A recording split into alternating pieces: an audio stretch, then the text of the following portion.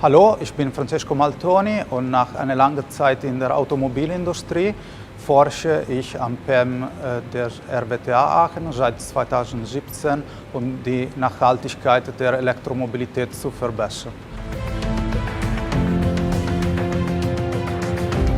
Wenn eine Traktionsbatterie 80% seiner Kapazität erreicht hat, ist deren Einsatz im Fahrzeug nicht mehr sinnvoll.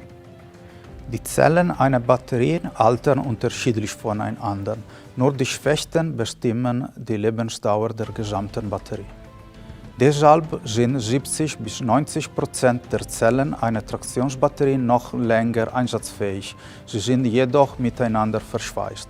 Wir am PEM haben Prozesse entwickelt, Zellen aus gebrauchten Batterien voneinander zu trennen und zurückzugewinnen. Des Weiteren haben wir Batterien entwickelt, deren Zellen bis zu 3-mal eingesetzt werden können, ohne die Performance zu beeinträchtigen. Jetzt planen die Kollegen Christoph Lienemann, Sarah Flux und ich, diese Prozesse durch eine Ausgründung in die industrielle Praxis zu bringen. Unser Ziel ist es, Batterien aus gebrauchten Zellen herzustellen und den Flottenbetreibern ein Wartungskonzept anbieten, welches die Kosten senkt und die Ökobilanz deutlich verbessert.